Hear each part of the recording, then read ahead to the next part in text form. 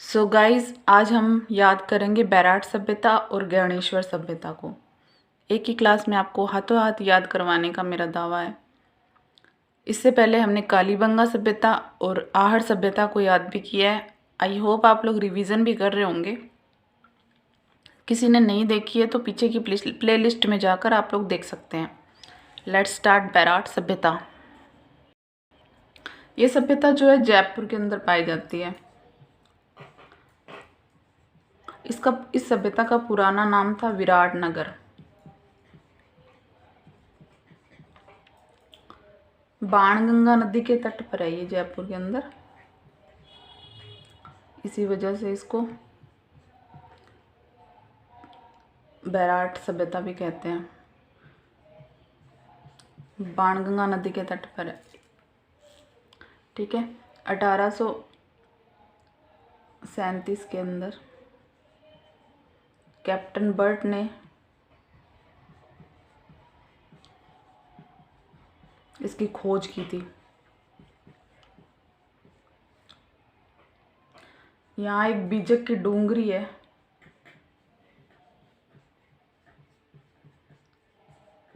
जहाँ से इनको भाब्रू शिलालेख मिला।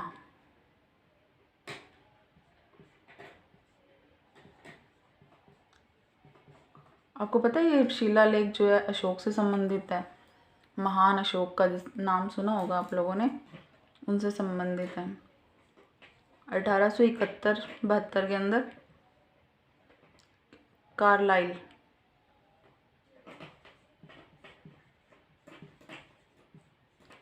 कार्लाइल महोदय ने भी यहाँ से भीम की डूंगरी का दूसरा शिलालेख खोजा था। ये भीम की डूंगरी आपको पता है किस वजह से प्रसिद्ध है? जब द्रौपदी को प्यास लगी थी तो भीम ने बाण मारा धरती में और पानी निकल के आ गया था वहाँ से। उस वजह से भीम की डूंगरी प्रसिद्ध है। वहाँ से दूसरा शिलालेख मिला था इनको, कार्लाइल महोदय को।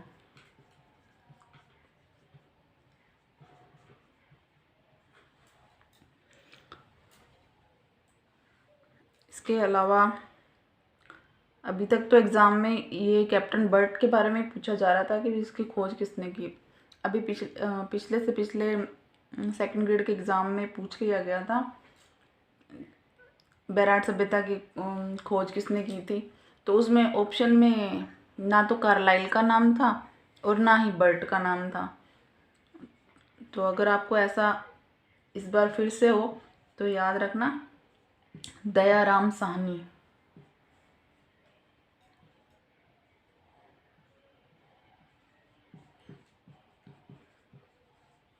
व नील रत्न बनर्जी।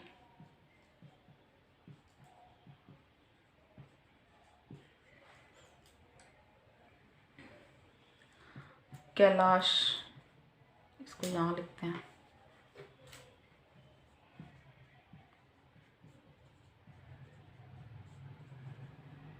कैलाशनाथ दीक्षित।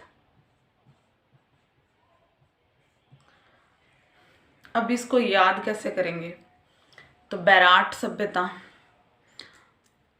सभ्यता से हम याद रखेंगे, ऐसे मारवाड़ी में बोलते हैं ना कि तन बेरो है के, तो सामने वाला बोलेगा कि काई बेरो, काई बेरो है।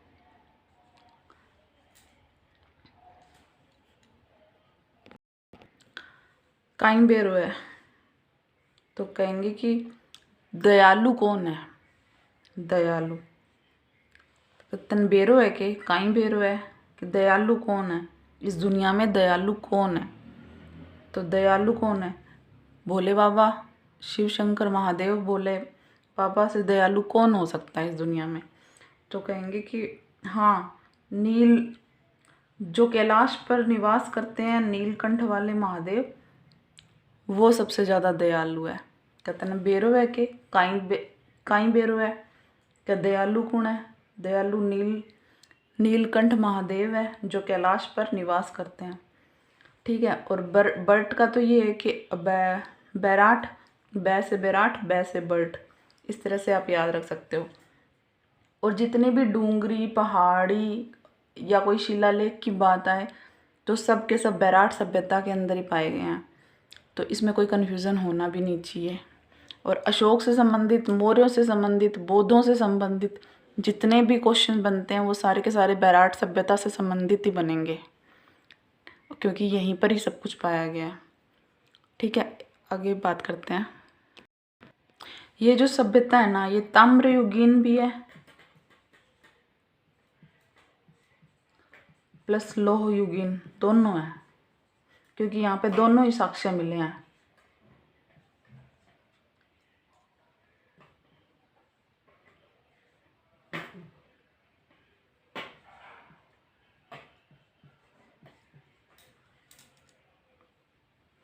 ठीक है, इसके अलावा यहाँ पर 36 मुद्राएं मिली हैं, 8 पंचमार्क के सिक्के मिले हैं। पंचमार्क के सिक्कों से चांदी की मुद्राएं हैं, मतलब कि समझ लीजिए जैसे कोई आज के टाइम में ठप्पों का काम करते हैं ना, जैसे रंगाई छपाई का जो काम करते हैं उसमें जो ठप्पे यूज़ होते हैं, उसी तरह से ये मुद्राएं होती थी। ये पंचमार्क मुद्राएं, ये चांदी की हैं। और ये जो मुद्राएं मिली है ना, 36 मुद्राएं और 8 पंचमार्क की मुद्राएं, ये सूती वस्त्र के अंदर लपेटी हुई मिली हैं, सूती वस्त्र में मिली हैं। ठीक है, इसके अलावा हम बात करेंगे कि यहाँ पे सबसे ज़्यादा ईंटों का प्रयोग हुआ है।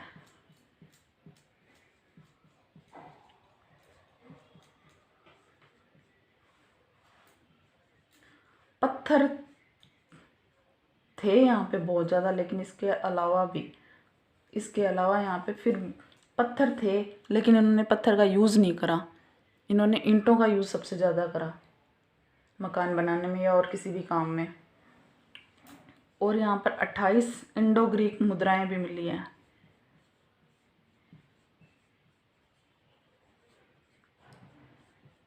तो इस तरह से जो मुद्राएं हैं, यूनानी मुद्राएं होगी, जो इंडो ग्रीक मुद्राएं होगी, पंचमार्क के ठप्पे हो गए, मुद्राएं समझ लीजिए आप इनको, पंचमार्क, तो ये सब के सब बैराट सभ्यता के अंदर ही मिले हैं।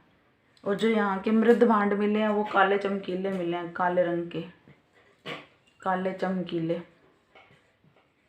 मृद भांड मिले हैं।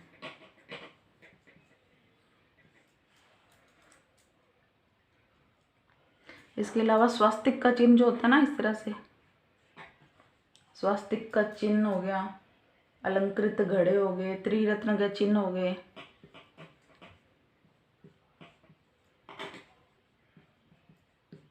ये सब के सब बैराट सभ्यता से मिले हैं। तो अभी तक हमने बात की ताम्रयुगीन और जो लोहयुगीन, ये दोनों सब सभ्यताओं के अवशेष मिले हैं। 36 मुद्राएं हैं, 8 पंचमार्क मुद्राएं भी हैं जो कि चांदी की हैं और सूती वस्त्र में लिपटी हुई मिली हैं। ठीक है, ईंटों का प्रयोग होता था। ईंटों का प्रयोग यहाँ पर मतलब इम्पोर्टेंट क्यों है, क्योंकि यहाँ पत्थर बहुत थे पर फिर भी ये लोग ईंटों का प्रयोग करते थे, इसलिए ये बात इम्पोर्टेंट है। 28 इंडो ग्रीक मुद्राएं मिली हैं। ठीक है, इसके अलावा जो मिट्टी के बर्तन मिले हैं वो काले और चमकीले रंग के हैं, और जो स्वास्तिक का चिन्ह और त्रिरत्न के चिन्ह भी मिले हैं आपसे। देखिए 1999 में बिजक की पहाड़ी से अशोक के टाइम के जो गोल बौद्ध मंदिर के अवशेष मिले हैं। ठीक है, यहाँ से मैंने आपको पहले बताया था कि जो बैराट सभ्यता है ना, यहाँ से बौद्ध मंदिर, अब ये ब से ही याद रख लो आप, ब से बौद्ध मंदिर, ब से बैराट, ब से बिजक की पहाड़ी, ब से कैप्टन बर्ट, इसमें काफ़ी ब वाले शब्द यूज़ होंगे। तो ठीक है, इसके अलावा यहाँ से स्वर्ण मंजूषा भी प्राप्त हुई है। तो स्वर्ण मंजूषा से मतलब है कि सोने की कोई बॉक्स है, एक बॉक्स मिला है, इस बॉक्स के अंदर जो है वो महात्मा बुद्ध के टाइम का सामान है। ठीक है, महात्मा बुद्ध की अस्थियां हैं इसके अंदर, और की खुदाई जो हुई थी वो राम सिंह, जयपुर के राम सिंह के समय में हुई थी। जो सवाई राम सिंह जी थे ना, उनके समय में यहाँ की खुदाई हुई थी। और हूण मिहिर कुल ने बैराट को नष्ट कर दिया। अब देखिए, जो हूण शासक था मिहिर, इसने ना इस सभ्यता का नाश कर दिया। क्यों? क्योंकि ये आतताई होते थे, ये लोग लूटने के चक्कर में आते थे यहाँ पर। आपको पता है ये स्वर्ण मंजूषा वगैरह, और यहाँ से सब बहुत बौद्ध वगैरह यहीं रहते थे सबसे ज़्यादा। तो जो बौद्ध जो यहाँ के लोग थे, बौद्ध धर्म को मानने वाले थे, तो जब मिहिर का आक्रमण हुआ था तो इन लोगों ने ना एक लिपि में बात करना शुरू कर दिया था, जिसे शंख लिपि कहते थे, शंख लिपि। ठीक है। और ये जो लिपि थी ना, मतलब ये ताकि इन लोगों को समझ में नहीं आए, लेकिन ये जो लिपि की है आज तक की किसी को समझ में नहीं आई है। तो इस वजह से इसे रहस्यमयी लिपि भी कहते हैं। रहस्यमयी लिपि भी मिली है यहाँ पे।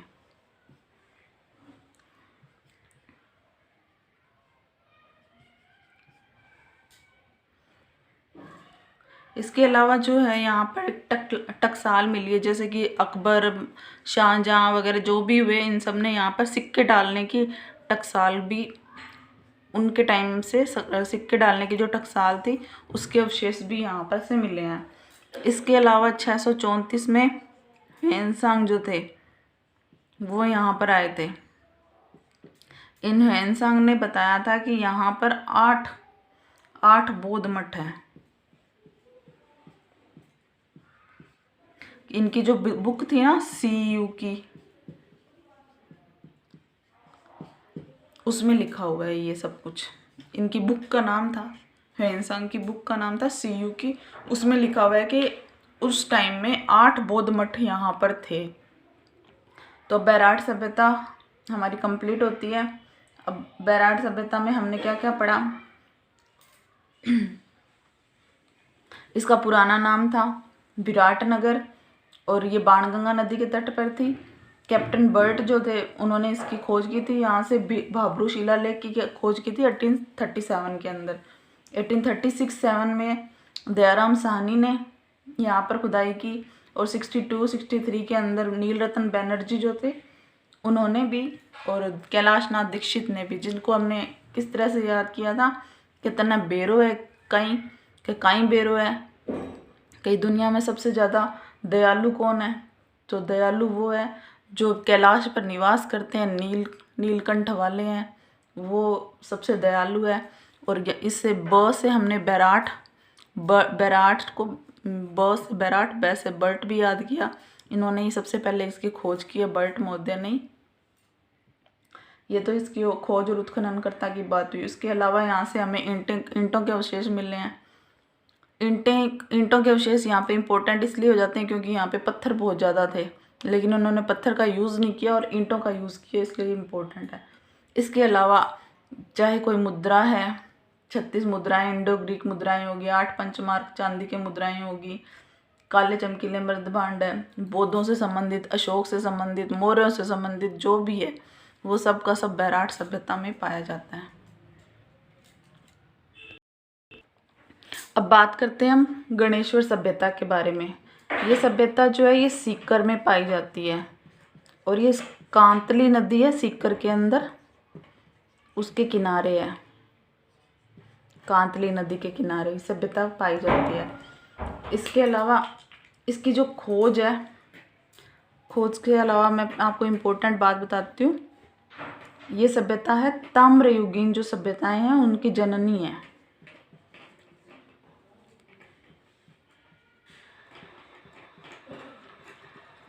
जननी क्यों है? क्योंकि यहाँ पर से जितना भी सामान मिल रहा है उसमें 99% तांबा है।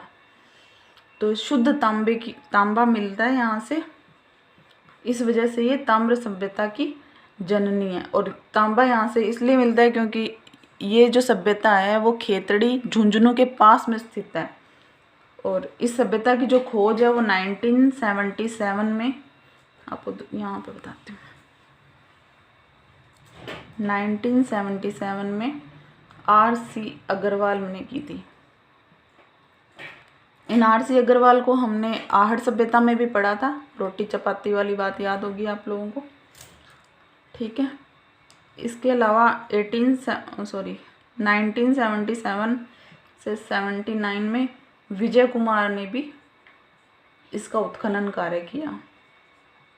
अब इसको याद कैसे करेंगे, तो आपको याद रखना है कि जो गणेश्वर सभ्यता है, इससे आपको गणेश जी से याद रखना है। गणेश जी को अगर रोटी चपाती का भोग लगाएंगे, जो भी गणेश जी को रोटी चपाती का भोग लगाएंगे उनकी विजय संभव है या सुनिश्चित है, ये याद रखिए। गणेश जी को जो रोटी चपाती का भोग लगाएंगे उसकी विजय सुनिश्चित है। तो याद हो गया हमें, ठीक है। यहाँ से इम्पोर्टेंट है, यहाँ पे सबसे ज़्यादा जो है मछली पकड़ने का काम किया जाता था। मछली को पकड़ते थे, ये मछली खाते थे ये लोग। तो मछली पकड़ने का कांटा भी यहाँ से मिला है, और वो भी तांबे का मिला है। जो मछली पकड़ने का कांटा मिला है वो भी तांबे का है। और यहाँ से कम 2000 जो है उपकरण यहाँ से मिले हैं, और सब के सब तांबे के हैं। इसके अलावा यहाँ से कुल्हाड़ी मिली है, तीर मिले हैं, भाला मिला है। ये सभ्यता जो है सबसे पुरानी सभ्यता मानी जाती है, क्योंकि ये हड़प्पा से भी पुरानी सभ्यता है। 2800 ईसा पूर्व, 2820 पूर्व हड़प्पा कालीन सभ्यता है ये।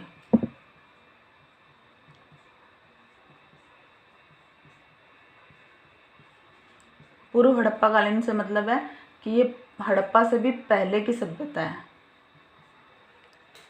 तो अब तक मुझे इससे इम्पोर्टेंट इसमें ज़्यादा कुछ भी नहीं है। गणेश जी को रोटी चपाती का भोग लगाएंगे तो विजय सुनिश्चित है। सुनिश्चित 77 के अंदर इसकी खोज हुई है।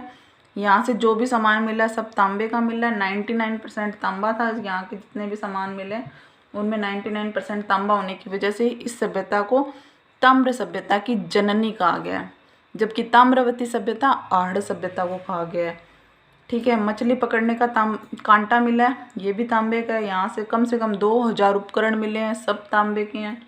कुल्हाड़ी, तीर, भाला, ये सब। और ये जो सभ्यता है ये पूर्व हड़प्पा कालीन सभ्यता है, जो कि 2800 BC की है। हड़प्पा से भी पहले की है ये सभ्यता। आई होप आप लोगों को याद हो रहा होगा। Thank you. मेरी वीडियोस को पूरा देखें तथा इसे लाइक और सब्सक्राइब ज़रूर करें। धन्यवाद।